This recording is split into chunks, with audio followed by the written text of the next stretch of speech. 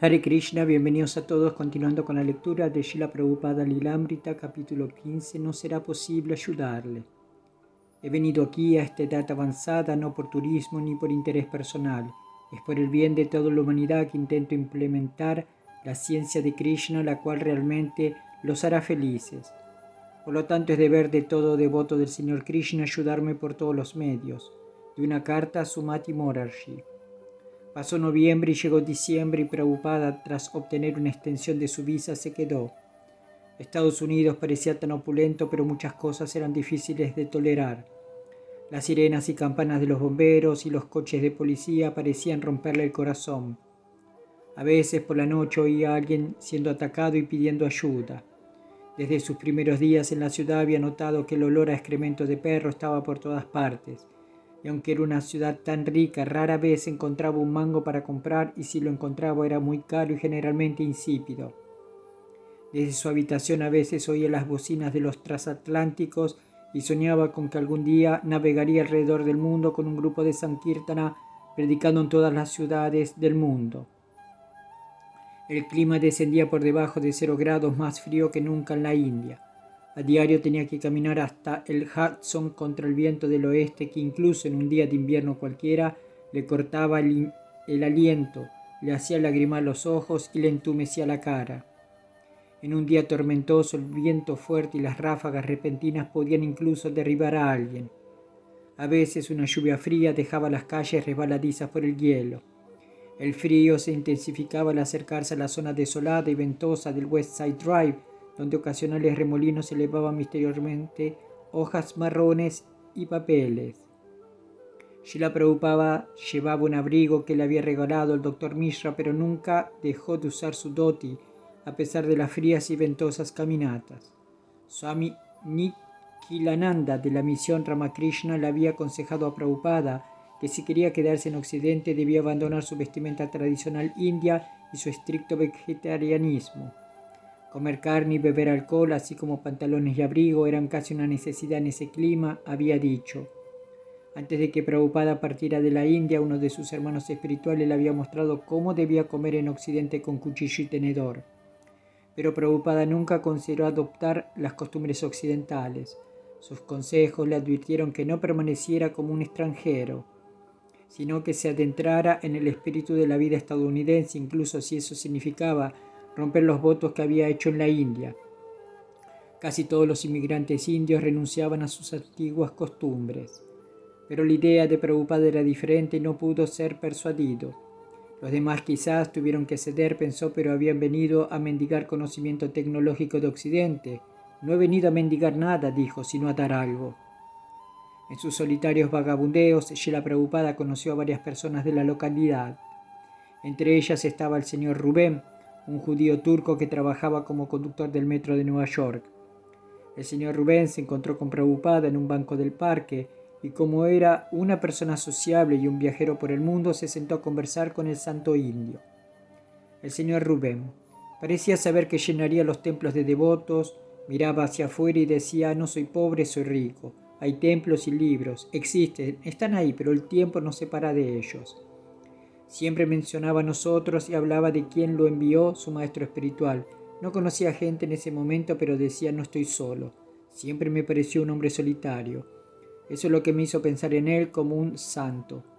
Elías, que siempre salía solo, no creo que tuviera seguidores. Cuando no llovía ni hacía frío, Prabhupada tomaba el autobús a la estación Grand Central y visitaba la biblioteca central en la calle 42. Allí estaban sus Srimad Bhagavatams, algunos de los mismos volúmenes que había vendido a la embajada estadounidense en Nueva Delhi.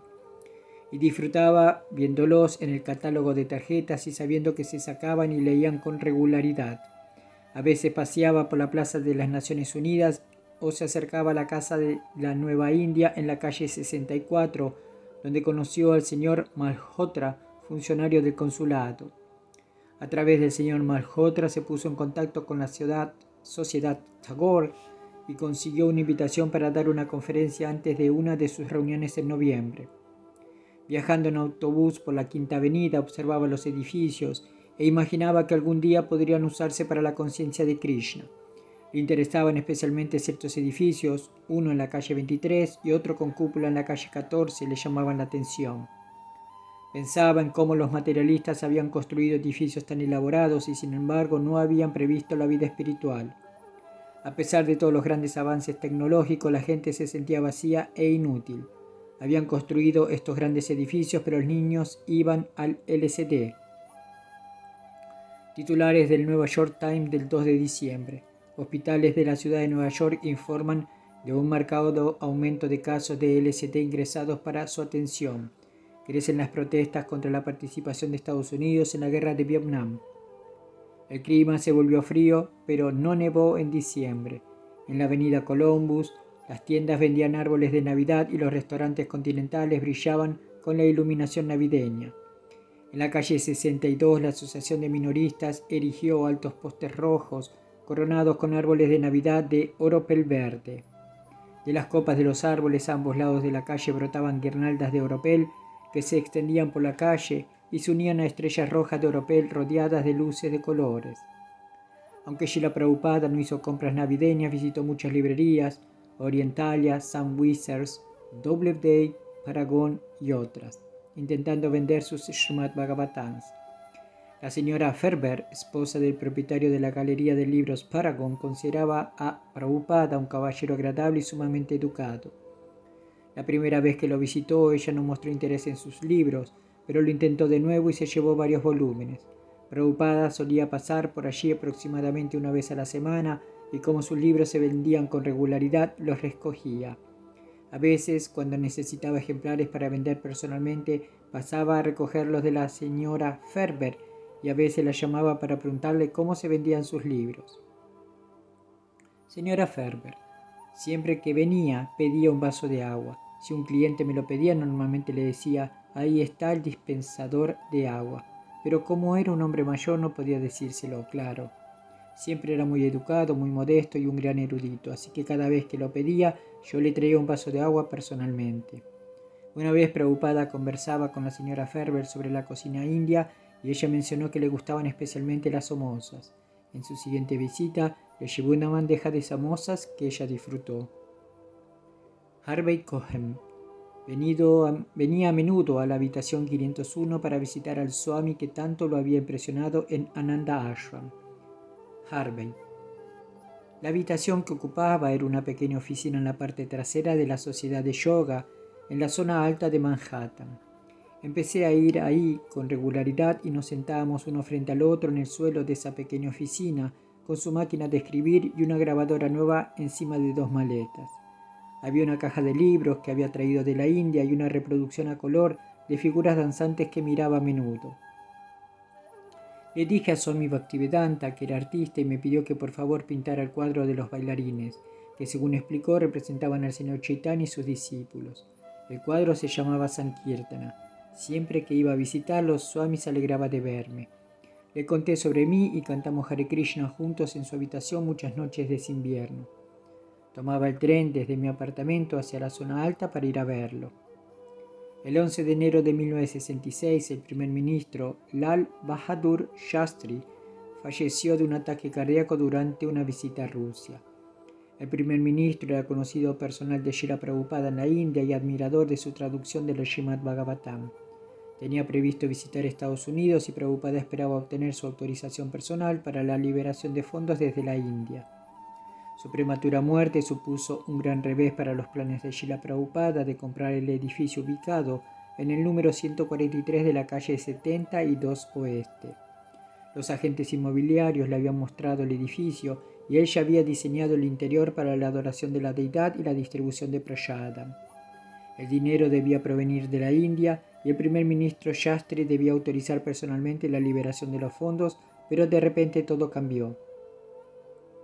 El 14 de enero, Prabhupada decidió escribirle al dueño del edificio, el señor A. M. Hartman. Le explicó cómo sus planes se habían visto frustrados y le propuso un nuevo plan. Ahora el primer ministro, el señor Lal Bahadur Shastri, ha fallecido repentinamente y estoy muy perplejo. Como ahora hay grandes dificultades para conseguir dinero de la India, le solicito que me permita usar el lugar para la Institución Internacional para la Conciencia de Krishna al menos por un tiempo. La casa lleva muchos días vacía y me entero de que usted paga los impuestos, el seguro y otros gastos, aunque no percibe ingresos de ella. Sin embargo, si permite este lugar para esta institución pública, al menos se ahorrará los impuestos y otros gastos que paga ahora. Si puedo fundar la institución de inmediato, sin duda conseguiré apoyo local y en ese caso no tendré que pedir dinero de la India. También solicito que su señoría sea uno de los directores de esta institución pública, ya que usted nos proporcionará un lugar para fundarla. A. M. Harman no estaba interesado. El mismo día que le escribió al señor Harman, Prabhupada recibió una carta del señor Pat Singania, director de la gran organización JK de la India. Prabhupada le había escrito al señor Pat G solicitando apoyo financiero y su respuesta le dio esperanza. La familia Singania no solo era inmensamente rica, sino que sus miembros eran devotos del señor Krishna. Mi querido Swamiji, he revisado su carta. Me alegra mucho su idea de erigir un templo para Sri Radha Krishna en Nueva York. Creo que la propuesta es buena, pero presenta las siguientes dificultades. Primero, necesitamos enviar divisas para la construcción del templo, lo cual requiere la aprobación del gobierno. Sin ella no se puede enviar dinero al extranjero. Si el gobierno de la India está de acuerdo, se podría considerar la construcción del templo en Nueva York. Dudo que con esta pequeña cantidad de 700,000 rupias, $110,000, se pueda construir un templo en Nueva York. Mi intención es realizar una buena construcción con arquitectura india. Para terminar un templo con arquitectura india tenemos que enviar a alguien de la India. Estas son las dos principales dificultades, por lo demás tu idea es muy buena. Srila Prabhupada y el señor Shingya tenían un desacuerdo fundamental. Construir un magnífico templo indio en Nueva York costaría muchos millones de dólares. Prabhupada sabía por supuesto que si Padampat Shingya quería, podría proporcionar millones de dólares. Pero entonces, ¿cómo conseguirían tanto dinero de la India? Prabhupada, por lo tanto, sugirió nuevamente que gastaran solo 7 lakhs. Después de comprar la casa, escribió: podemos construirle otro piso, una cúpula de templo, un chakra, etc. Prabhupada tenía su propio razonamiento.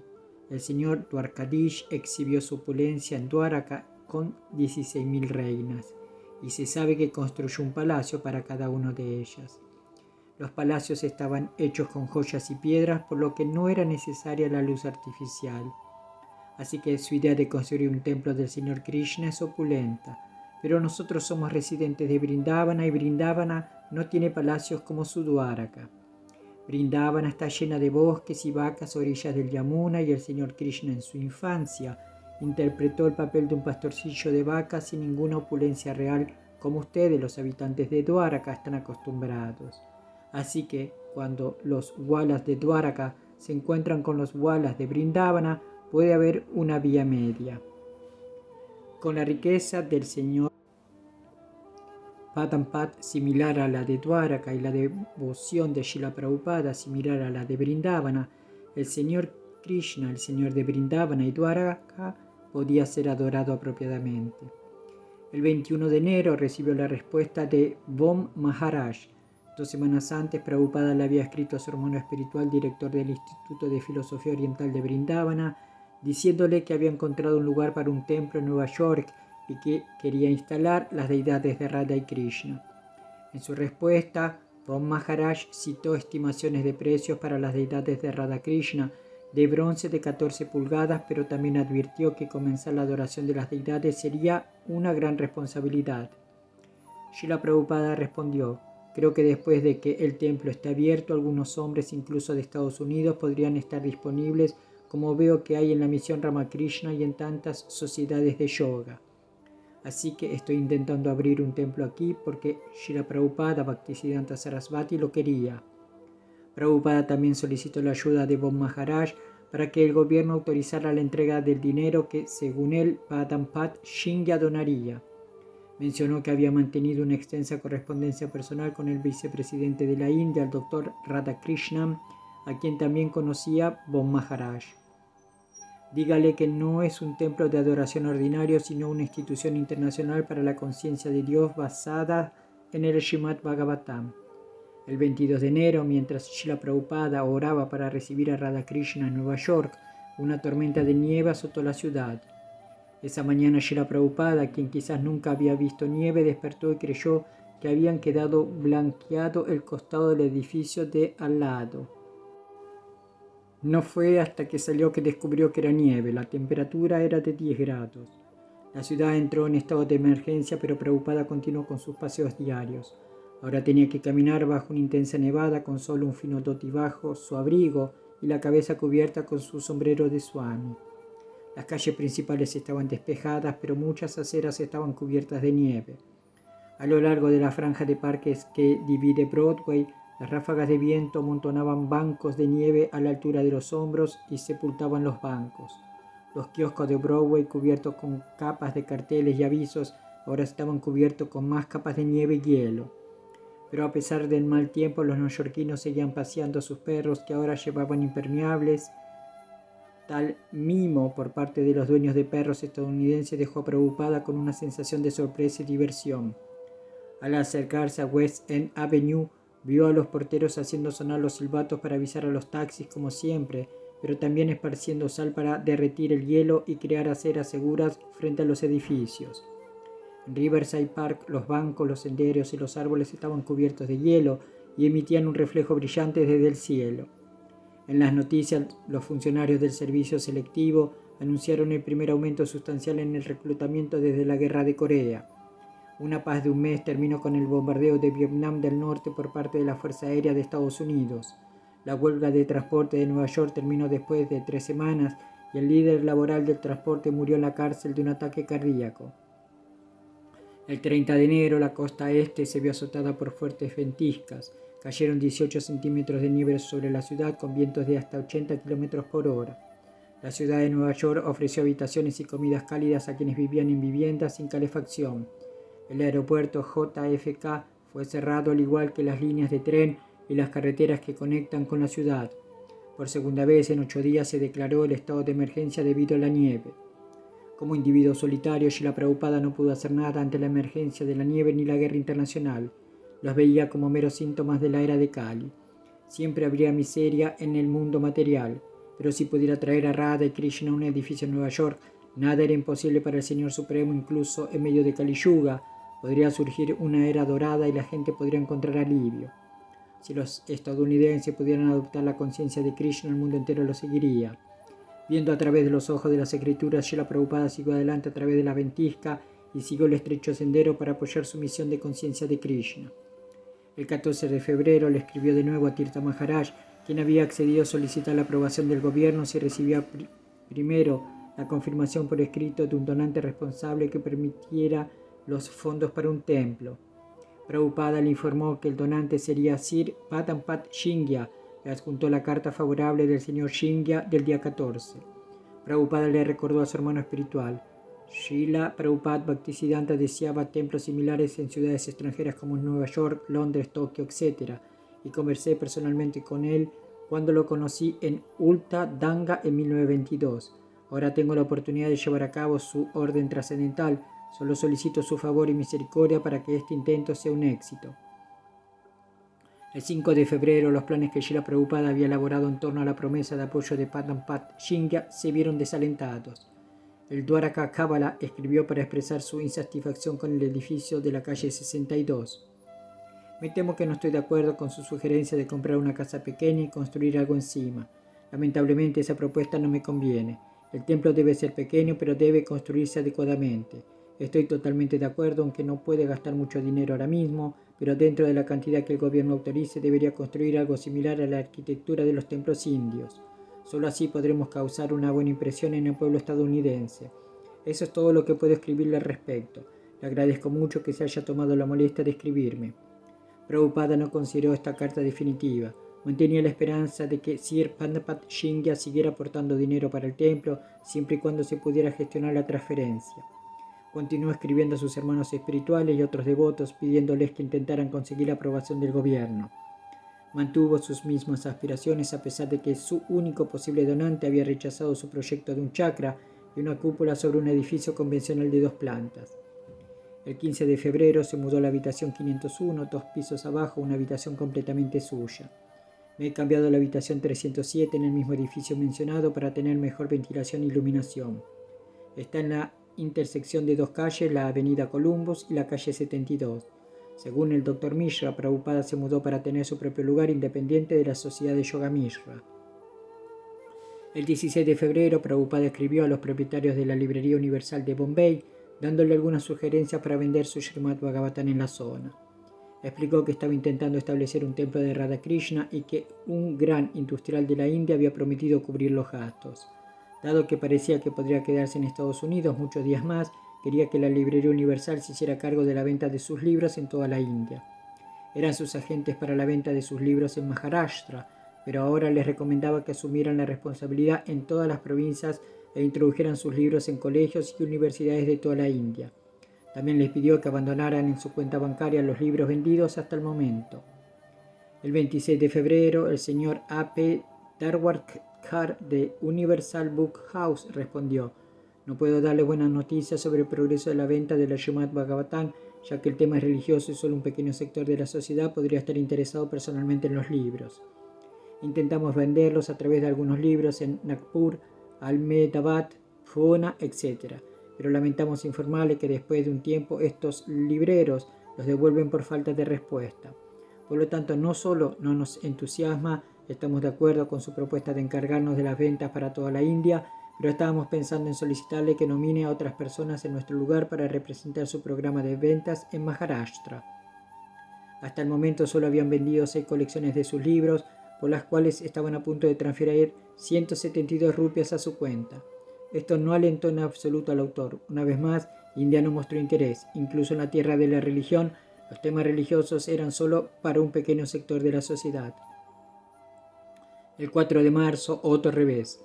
El 8 de febrero, Srila Prabhupada escribió a la nueva primera ministra de la India, Indira Gandhi, solicitándole que aprobara la liberación de fondos de la India. La respuesta fechada el 25 de febrero en Nueva Delhi llegó del secretario oficial de la primera ministra, el señor K. Estimado Swamiji, la primera ministra ha visto su carta del 8 de febrero de 1966. Aprecia el espíritu que lo impulsó a llevar el mensaje espiritual del Srimad Bhagavad Gita y el Srimad Bhagavatam a otros países. Debido a la crítica situación cambiaria que enfrenta el país, lamenta profundamente no poder ayudarlos desde aquí en su plan de establecer un templo de Radha Krishna. Pero Prabhupada tenía otras esperanzas. Tras escribir al primer ministro, le escribió de nuevo a Tirtha Maharaj pidiéndole que solicitara al Dr. Radhakrishnan que convenciera al gobierno para que aprobara la liberación de los fondos. Esperó un mes, no hubo respuesta. Al parecer, sus hermanos espirituales sentían poca obligación de predicar en América. Les había escrito que necesitaba que lo animaran a continuar allí, ya que era muy caro. Les había explicado que gastaba el equivalente a 1000 rupias al mes, por eso cuánto cada día para recibir sus respuestas favorables. Pero no hubo respuesta. El 18 de marzo escribió nuevamente a Sir Patapat Shingya, pidiéndole que enviara a un hombre de la India para supervisar el trabajo en el templo de Nueva York, como el señor Shingya había sugerido previamente. No hay registro de ninguna respuesta a esta solicitud. Prabhupada le escribió de nuevo a Sumati Morarji pidiéndole que le enviara una mridanga para acompañar su canto del mantra Hare Krishna. También le pidió que en el futuro, cuando enviara a muchos hombres desde la India, les ofreciera pasaje gratuito en la línea de barcos de vapor Scindia. Ninguna respuesta. A medida que su situación financiera se agudizaba y sus esperanzas se debilitaban, el apoyo de la India se retiró en silencio.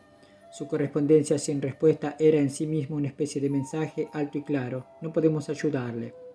Aunque nadie lo alentó, Srila Prabhupada confió en la orden de su maestro espiritual y en la voluntad de Krishna. La orden del primer ministro respecto a la sanción gubernamental había sido un rotundo no, pero había recibido otra extensión de su visa. Ahora su última esperanza era Sir Patapat Shingya. Prabhupada sabía que era un hombre tan influyente en la India que si quería podía enviar el dinero. Él era la última esperanza de Srila Prabhupada. El 2 de abril el señor Shingya no respondió personalmente.